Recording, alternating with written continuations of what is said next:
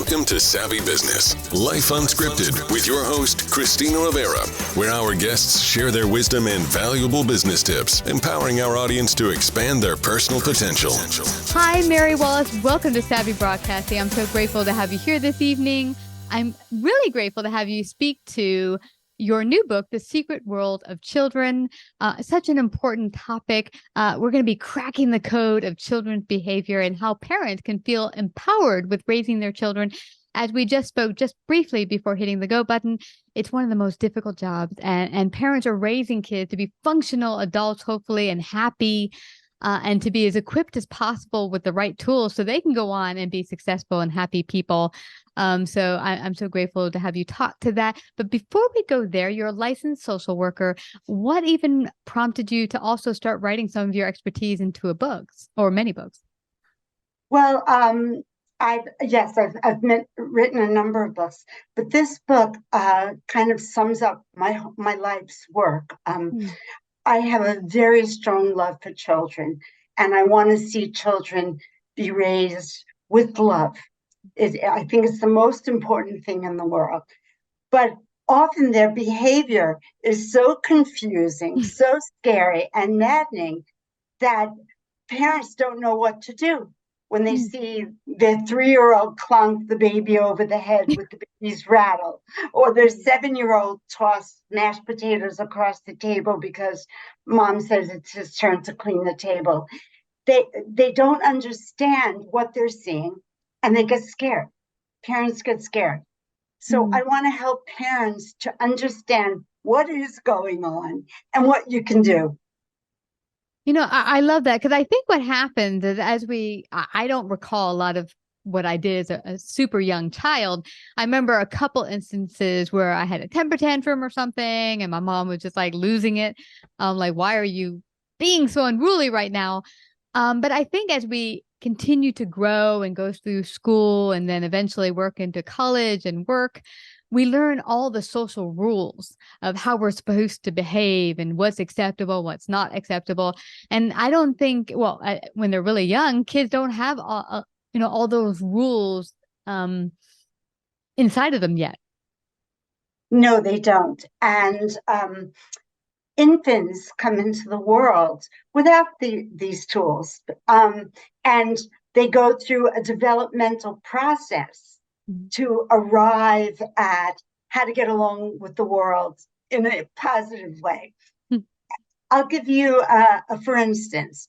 The other day, some parents came into my office frantic. Their 3-year-old had kicked mom while she was feeding the baby. And they said, "Oh my God, we don't hit him. Where is he getting this behavior from?" And they were so afraid that he's crazy, he's bad, he's going to end up on a therapist's couch forever.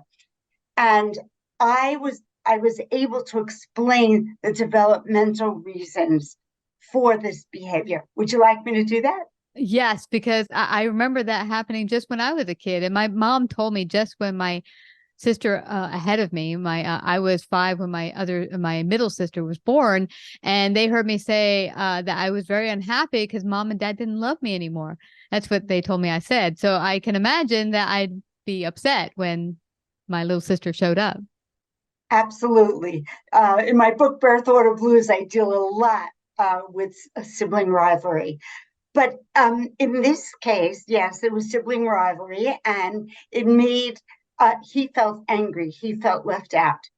And if you think about it, when little babies are very hungry and they get angry, "Where's my food already? I need it to live. I need it for survival." And so they thrash around, and they throw their arms and their legs. They turn red and they cry. They express their feelings in a physical way. And a 3-year-old is not so far from being an infant. And so the 3-year-old is expressing himself physically. And it's only with the parents' help that the child learns it's okay to be angry. You can say, "I'm angry," but you cannot hurt anybody. And in my book, I talk about 9 developmental issues. This is one developmental issue, the fact that children express their feelings physically. But there are 8 others, including having urgent wishes, what they want now, and they're urgent about it. So that's why your 4-year-old throws himself on the floor in a toy store and he wants it because he experiences it as life and death. Now I'd love to go here real quick because my friend just told me that with her grandkid just last week, that he was just totally losing it. Like and I thought, what's wrong? I mean, you get to play tomorrow, but I didn't understand that from their perspective and talk to this. Are they just seeing every day at every moment as a present moment, like it all exists right now, right here? And if it doesn't happen now, it doesn't happen at all? Yes, they live in the moment. Mm-hmm. And just as the little baby needs his hunger, shows his hunger, and he needs his food immediately, children feel that about anything they want or need. It's only as they grow that they can handle it better. They understand I can want everything, but I can't get it. But we can help them. We can help children by saying, you really wish you could have that fire engine that's on the shelf, or you really wish you could have that chocolate bar. Mm-hmm. In other words, we acknowledge their wish, their urgency, and then we say, yes, but you need to wait till after dinner and I will give you some ice cream. You can't have it now. So am I understanding, because you just said something very interesting. You said, you need to wait, and you gave a time frame. Is that very important in the equation, that you will say, okay, not right now, but at this time frame, so they have a general picture that it's not happening at this moment, but there's a certain time frame they can look out for? Absolutely. Young children don't have a sense of time. They really don't. When you said, I'll be there in 5 minutes, what's a minute? What's a minute? What's 5 minutes? So if you tell your child when you leave him at preschool, I'm going to come right after lunch. The child has a clear sense of time. In my book, I have a whole chapter on trying to get kids to move through the routine. This is why it's so hard. They really don't have a sense of time. But we have to hurry. We have to get to the school bus. Why? I want to play with my toys. I'm having a good time. I'm living in the moment. But it's something we could all look to get back to a little bit as adults. Exactly. I mean, all this talk about mindfulness. I mean, it's the same kind of thing. Okay, let's go to the moment. Let's not worry about what's ahead or what happened in the past. Let's live in the moment. But so every chapter in my book deals with another issue: the need for love. Why do kids go under the table at the family dinner? When everyone's sitting and talking, and people sitting around the table can go, oh, what a brat, boy, what a bad kid. He's a bad kid. This is what a lot of adults jump to. And I want to explain, no, this is a developmental issue. He wants attention. He wants love. And it's better if mom says, come sit by me and, with your book. All the grown-ups are talking, and I know it's hard for you. Yeah. So what I do is I talk about the issue, and then I explain the most positive ways parents can handle it, because I, again, have the goal of helping children to feel loved. Wow. I would love your feedback on this. I'm quite certain I did not handle this very well. I was left in charge of my little brother and sister. I think they were about 7. And I said, I'm going to take you out. And they felt, from what my mom was telling me, is that they had been locked in their house all day long. They couldn't wait for me to come pick them up and take them to the park. So on the way to the park, I said to them, I'm going to take you to the grocery store and you can pick out any candy you want. And so we got to the grocery store, and then they went about and went down, running through all the different aisles and started just knocking things over. They went and opened the coffee thing and spilled all the coffee beans everywhere and just made a complete mess. The store owner was completely unhappy. And I mean, I was unhappy and embarrassed, but I took them back home, berating them the whole way, going, "What is your problem? This was going to be a lovely day and you guys ruined it." And, and my mom was not happy that I brought them back so quickly. But what would have been a better way to handle that? Because I know I did not handle that very well. Well, it sounds like the kids really wanted to go to the park. That they really were not happy with stopping somewhere else. It was in their mind, their desire. In that situation, maybe if you had guessed that, sometimes it's hard for us to put together what's happening and what's causing this reaction. If you were able to, you could have said, "Oh my God, I think you really wanted to go to the park first. And I suggested stopping here. You can't run around like this, but you could come and tell me that. You could say to me, 'Oh, please take us to the park. We've been waiting all day for that. And we're angry that you're not taking us there.' You can use words, but you cannot throw things around. In this family, we talk about issues. That's the best way to solve problems." Yeah. Well, I wish I had done that because it turned out to be a very unhappy day for everyone, including them, because taking them back home was clearly not what they wanted either. And it was not fun for them. And I felt bad. But, live and learn as you get older. What are some of the other developmental issues parents could pay attention to? And then before we leave here, I'd also like to go on when kids become close to teenagehood. I hear a lot of my friends with teenagers saying a lot of the acting up stuff happens again, temper tantrum and such. And they're like, well, what do I do now? They're not really super little. How do you deal with that? So, well, my book basically goes all the way from infancy to adolescence. And of course, as adults, we still have some of those issues inside of us. We still slam doors and bang tables when we're angry. We have a physical reaction. You asked about another developmental thing is curiosity. A child sees a planter in your living room, and it's very attractive. And this is a crawling baby. The baby's maybe 11 months old, crawls over, takes a handful of dirt from the planter.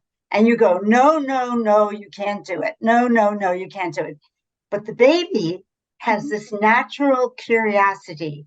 They're born with natural curiosity. You could see it by 2 weeks. You can see the little baby lifting up on his arms to see what's around him.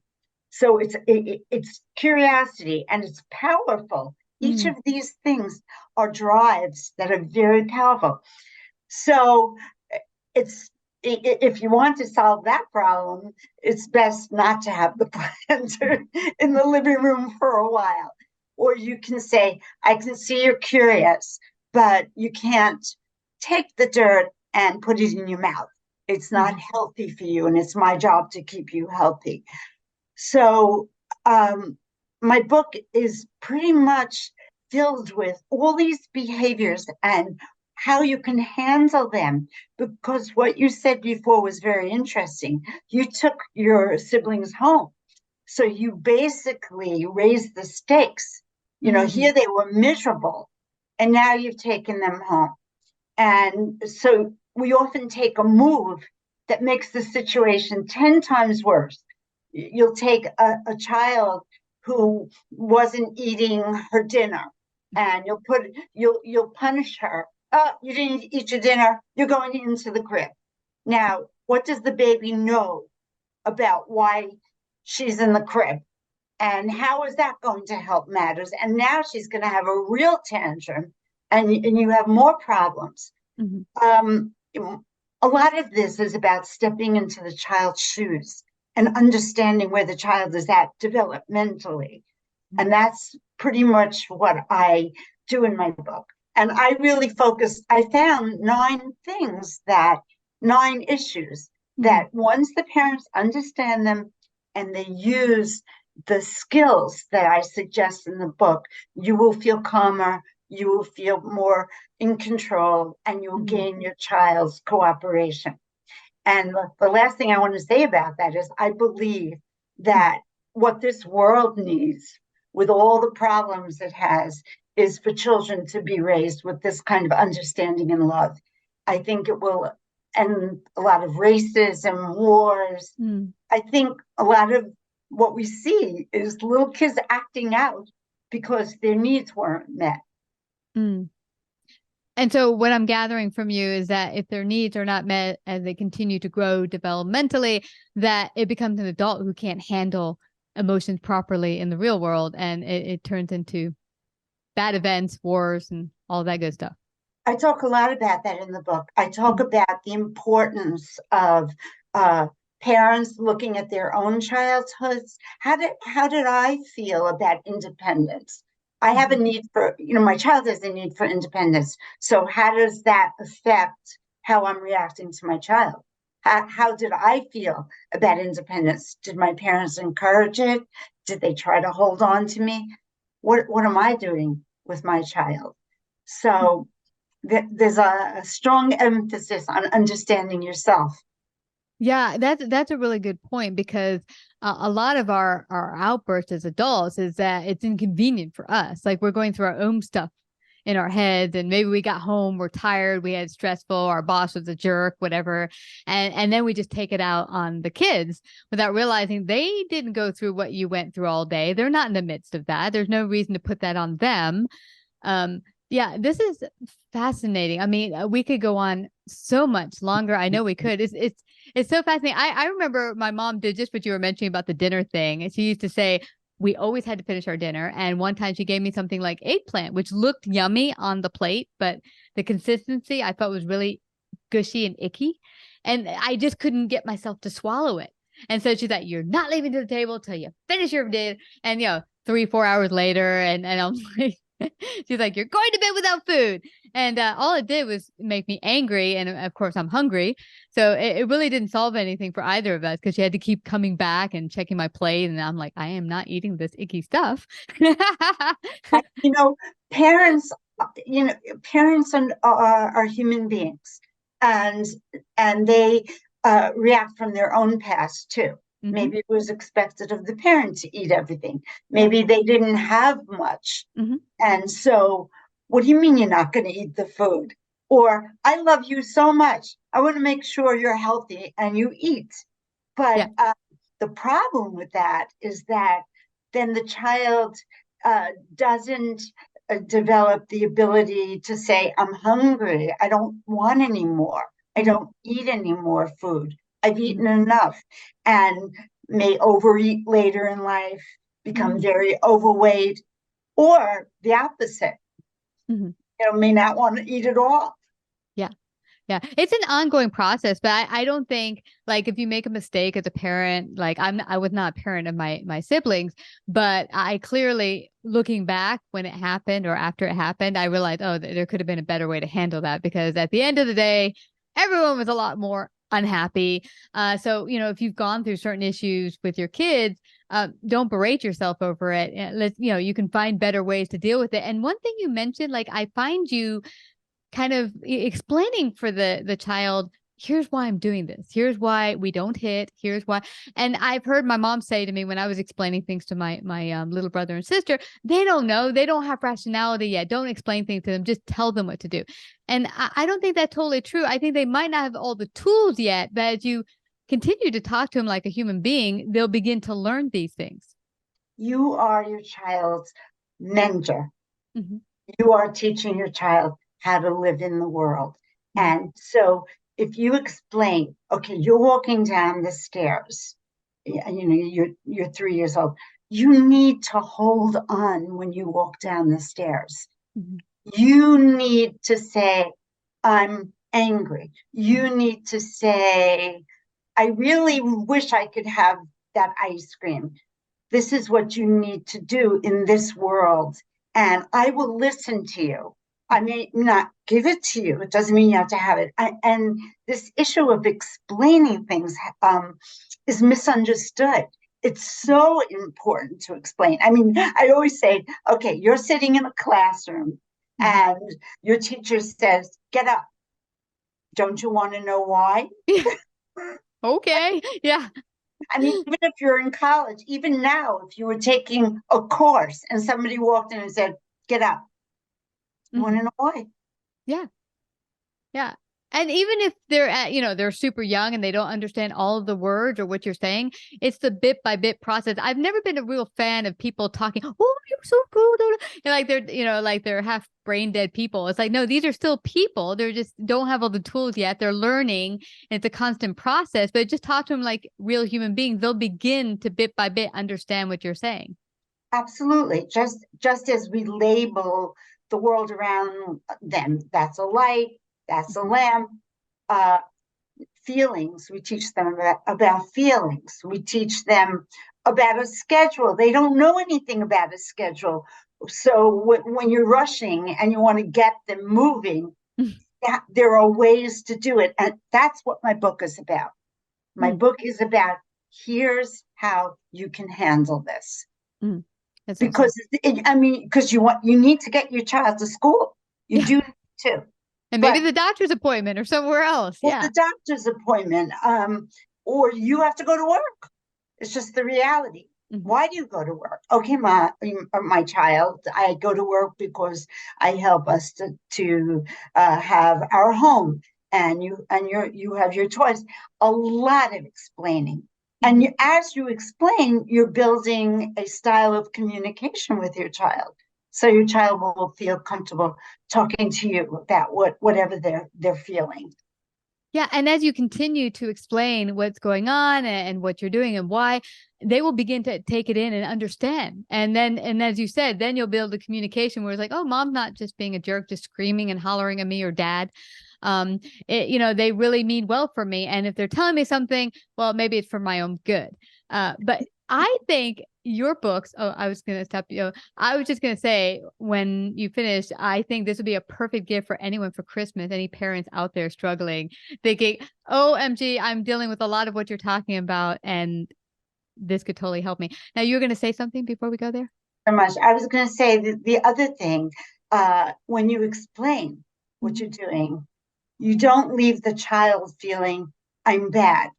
In other words, okay, you need to get down off the table because you're going to fall. And instead of saying, get down, you bad child, and the child feels really bad. So the explaining takes the onus off the child. I'm good. And this mom explained to me, she just needs me to go into my room for a few minutes. I'm not bad. Yeah. And very good clarification. Yeah, because it's true. I can imagine myself feeling like if I'm always being screamed at, I must be a bad kid. And exactly. Yeah. Well, exactly. We're getting really close to Christmas here, in another 6 weeks, and holiday time, where whether you celebrate Christmas or not, you're probably buying gifts for friends and family. And I know a lot of parents who are struggling with just some of the issues we talked about. Where can everyone get a copy of your book and find out more about you? Well, you can go on Amazon. It went up yesterday. I'm very excited about it, along with my two other books. Or you can go on my website, MeriWallace.com, and you can find out about you can read my blog articles for Psychology Today, and I was a columnist for other national magazines, so you'll get an insight into where I'm coming from. That's awesome. And anyone listening in audio wise, a good portion of our listeners are audio. You can go to Meri Wallace, WALLACE.com to find out all the information. I thank you so much, Meri, today for coming to Savvy Broadcasting. Thanks so much. This was a pleasure. Looking for a hilarious read? Well, check out my latest book, My Crazy Roommates. The names have been changed to protect the deranged. Step into the wild and unpredictable world of young adulthood in the heart of New York City. Brace yourself for a roller coaster ride through the trials, tribulations, and hilarious moments of shared living spaces with a colorful cast of characters. Fasten your seatbelt and get ready to laugh, cringe, and maybe shed a tear as you delve into the pages of My Crazy Roommates. So get your copy today, available at Amazon.com.